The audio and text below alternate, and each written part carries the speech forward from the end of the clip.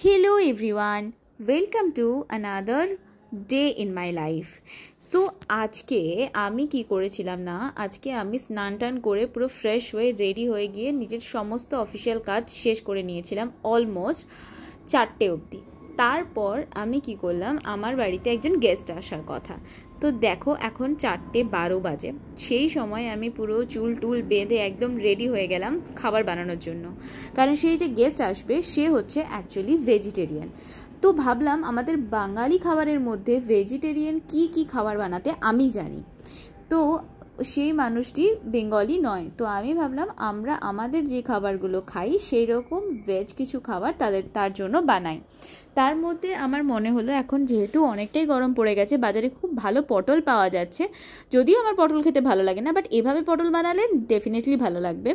তো আমি বানিয়েছিলাম পটলের দোরমা। পটলের দোরমার জন্য পটলটাকে আগে থেকেই ছাড়িয়ে নিয়ে তার ভেতরের সমস্ত পাল্পগুলো বার করে গ্রাইন্ড করে রেখে দিয়েছিলাম, আর পটলটাকে নুন হলুদ মাখিয়ে দিয়েছিলাম যাতে খুব তাড়াতাড়ি ফ্রাই হয়ে যায়। তো ফ্রাই করে নিয়ে আর তার ঢাকনাগুলোকে, মানে যেগুলো কেটেছিলাম ভেতর থেকে বার করার জন্য, সেই ঢাকনাগুলোকেও রেখেছিলাম, কারণ যদিও আমার কাছে কাঠি নেই তবুও আমি ওটাকে কোনোভাবে লাগিয়ে দেবো ভেবেছিলাম। ওকে, তো যেমন ভাবা সেমনই কাজ।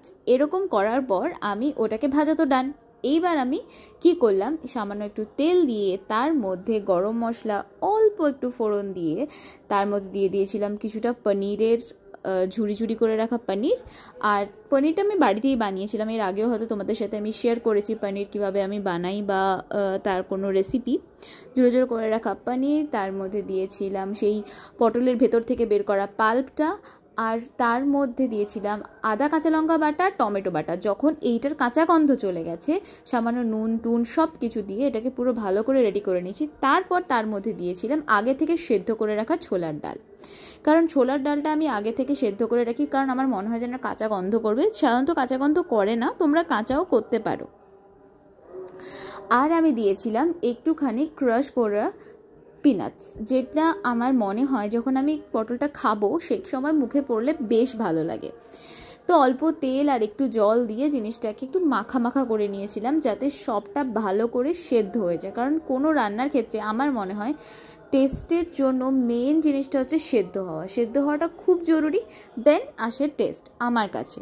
তো এভাবে স্ম্যাশ করে নিয়েছিলাম, দেখলাম খুন্তি দিয়ে আর হচ্ছে না, তো আমি একটা বড় হাতা মতো নিয়ে সেটা দিয়ে ভালো করে স্ম্যাশ করে নিয়েছিলাম। স্ম্যাশ করার পর আমার একটা ঝুড়ো একদম সুন্দর পারফেক্ট একটা পুর তৈরি হয়েছিল, যেটা ঠান্ডা করার পর আমি একটা করে পটলের মধ্যে ভরে নিয়েছিলাম। পটলটাকে আমি একদম ফুললি স্টাফড করেছিলাম, সো দ্যাট তার মধ্যে একটুও জায়গা না থাকে বা এরকম না মনে হয় যে আমি পুর দিতে কোনো কার্পণ্য করেছি। তো যেহেতু মাত্র আমরা 3 জন ছিলাম, দুটো করে পটল হলে অনেকটাই হয়ে যাচ্ছিল। তারপরেও আমার কিছুটা পুর বেঁচে গেছিলো, তো আমি সেই পুরটা আগে থেকে সংগ্রহ করে রাখলাম। তার কারণ এটা আমি পরে কোনো পরোটা বা অন্য কোনো কিছুর ভেতরে পুর ভরার জন্য ইউজ করতে পারি, বিকজ পুরটা ওয়াজ ভেরি টেস্টি। এরপর আসছে তরকারিটা বানানোর পালা। সেই কারণে আমি কড়াইতে কিছুটা পরিমাণে তেল গরম করে নিয়ে তার মধ্যে দিয়ে দিয়েছিলাম কাশ্মীরি রেড চিলি। এখানে আমি ইউজ করিনি কোনো গরম মশলা শুরুতে, বিকজ অলরেডি আমি পুর বানানোর সময় সামান্য গরম মশলা দিয়েছিলাম যাতে একটু টেস্ট হয়, মানে খুব ভালো টেস্ট হয় অ্যাকচুয়ালি। তো তেলের মধ্যে দিয়ে দিয়েছিলাম কাশ্মীরি রেড চিলি, সামান্য পরিমাণে চিনি, আদা কাঁচা লঙ্কা বাটা, টমেটো বাটা। এইসব দিয়ে যখন এখান থেকে না পুরো বেশ সুন্দর মতো গন্ধ বেরিয়ে আসে, তখন আমি আগে থেকে জল ঝরানো দই, যেটা আমি ছাঁকনিতে রেখেছিলাম তোমরা দেখতে পেয়েছো, সেইটাকে দিয়ে দিয়েছিলাম। গ্যাসটা কমিয়ে দেবে সেটা মনে রাখতে হবে, কারণ গ্যাস না কমালে অনেক সময় দেখেছি দইটা কেমন ছাড়া হয়ে যায়, হয়তো ফেটে যায়, কি হয় ঠিক জানি না, মোটামুটি ছাড়া হয়ে যায়, সেটা আমার ভালো লাগে না টেস্ট। তো সেই জন্য সেইটা করেছিলাম। তার মধ্যে হলুদ গুঁড়ো, লঙ্কা গুঁড়ো, বেসিক সমস্ত মশলা দিয়ে, আমার কাছে সেরকম কিছু থাকেই না, তো এই দিয়েই আমি সমস্ত টেস্ট এনে নিই। আর তার মধ্যে দিয়েছিলাম সামান্য পরিমাণে কাশ্মীরি রেড চিলি। আর যখন মাঝখানে টেস্ট করে দেখেছিলাম যে কেমন জানি দইটা একটু মনে হচ্ছে যে বেশি টক, তাই জন্য একটুখানি নুন আর মিষ্টি দিয়ে, মানে চিনি দিয়ে জিনিসটাকে ব্যালেন্স করেছিলাম। তারপরে একটু জল দিয়ে ওটাকে ফুটতে দিয়েছি। যখন অনেকটা ফুটে এসে জলটা অনেকটা কমে গেছে, তখন আমি তার মধ্যে সব পটলগুলো দিয়ে কিছুক্ষণ রেখে দিয়েছিলাম, যাতে কি হয় না ওর মধ্যে পুরো জিনিসটা নির্যাসটা চলে আসে। খুব বেশিক্ষণ রাখার দরকার নেই। এবার আমার কাছে যেহেতু কিছুই কাঠি ছিল না, তাই জন্য আমি একটু ভয় পাচ্ছিলাম যে হয়তো খুলে যাবে।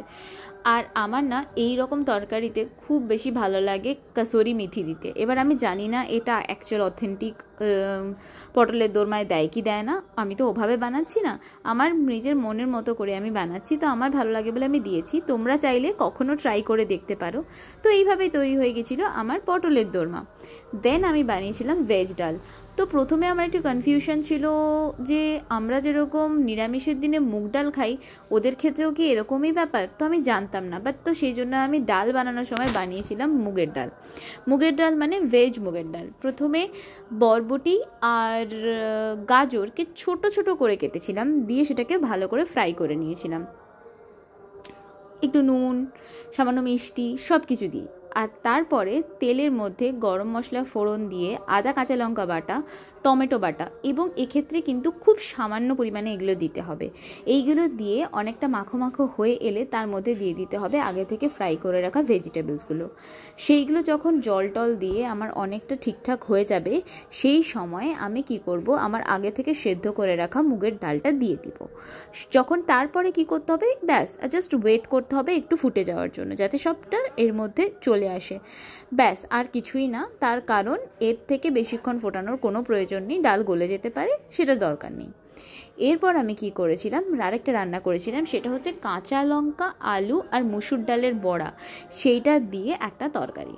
ব্যাস এই ছিল আমার মেনু। তো তার জন্য আমি থেকে কাঁচা লঙ্কা না, কাঁচা কলা, সামান্য পরিমাণে কাঁচা লঙ্কা কুচি, আলু সেদ্ধ, আর আগে থেকে মুসুর ডালটা বেটে রেখেছিলাম, ভিজিয়ে রেখে বেটে রেখেছিলাম, তার মধ্যে চিনি, নুন, সামান্য বেসন, বেসিক সমস্ত স্পাইসেস, গরম মশলা, হলুদ গুঁড়ো, লঙ্কা গুঁড়ো, এই সব কিছু দিয়ে আমি একটা সুন্দর ডো মতো তৈরি করেছিলাম, যেটা থেকে অল্প অল্প করে বড়া ভেজে নেব।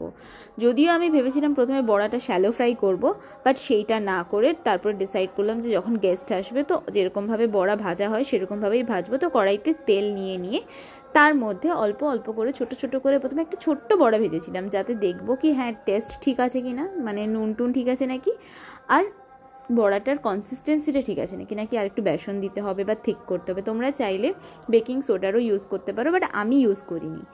তো এইভাবে আমি একটা একটা করে বড়া ভেজে জিনিসটাকে পুরো রেডি করে নিয়েছিলাম। কিছুটা ছোট বড়া আর কিছুটা বড় বড়া ভেজেছিলাম, যাতে গেস্ট এলে তাকে ভালোটা দেওয়া যায় সেই জন্য। তো পুরোটা রেডি হয়ে যাওয়ার পর আমি এর কারিটা বানিয়েছি। কারিটার জন্য আমি প্রথমে কড়াইতে তেল গরম করে নিয়েছিলাম, আর তার মধ্যে দিয়েছিলাম তার মধ্যে আমি দিয়েছিলাম পাঁচফোড়ন। দেন পাঁচফোড়ন দেওয়ার পর আমার মনে হলো যে এটা তো পাঁচফোড়নের রান্না নয়। দেন আমি সব কিছু উঠিয়ে নিয়ে তার মধ্যে দিয়েছিলাম গরম মশলা, দেন কাঁচা লঙ্কা, দেন শুকনো লঙ্কা, আর দিয়েছিলাম একটা তেজপাতা। তারপরে কাঁচা লঙ্কা, আদা বাটা, টমেটো বাটা সব দেওয়ার পর দেখলাম যে কালারটা ঠিক মতন না হচ্ছে না। তখন আমার মনে পড়লো একটা ট্রিক্স, যে আমি খুব সামান্য পরিমাণে সোয়া সস দিলে একটা ভালো টেস্ট আসে। তো সেক্ষেত্রে আমি সেটাই ব্যবহার করলাম, খুবই সামান্য পরিমাণে সোয়া সস দিলাম, দিয়ে জিনিসটাকে ফুটতে রেখে দিয়েছিলাম। যখন সব কিছু ফুটছিল তখন আমি ভাবলাম যে এই সময় আমি আমার রান্নাঘরটা কিছুটা তো ক্লিন করে নিতে পারি।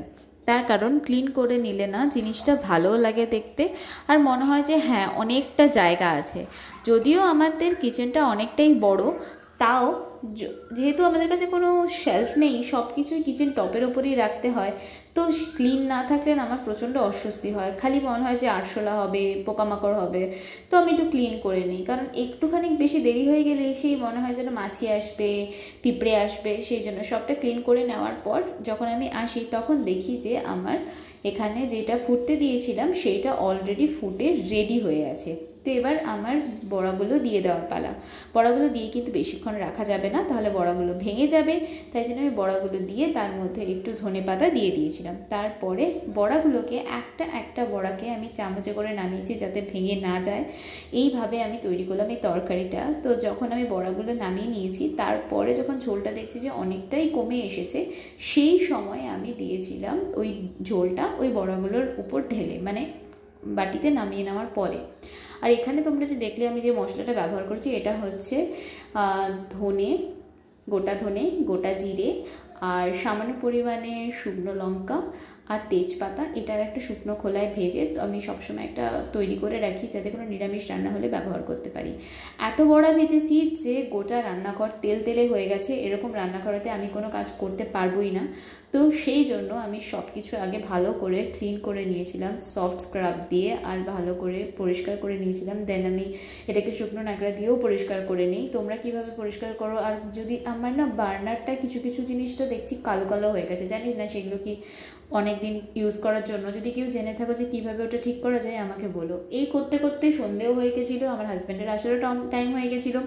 তাই বাড়ি থেকে যেহেতু অনেক অনেক বেল দিয়েছিল, তো সেটার একটা শরবত বানিয়ে নিয়েছিলাম। খুব ভালো মানে প্রচুর পরিমাণে মার হয়, তো আইস ওয়াইস দিয়ে একটা দারুণ সুন্দর আইসক্রিমের মতো আমি একটা শরবত বানিয়েছিলাম ওর জন্য। তো এইভাবে আমার সারাটা দিন কেটে গেল। এবার আমাকে আবার আমার অফিসের কাজ রিজিউম করতে হবে। তো আজকের মতো এখানেই শেষ করছি, আবার দেখা হচ্ছে পরের দিন নতুন আরেকটা ব্লগ নিয়ে। তোমরা ততদিনের জন্য সবাই ভালো থেকো এবং হাসি খুশি থেকো।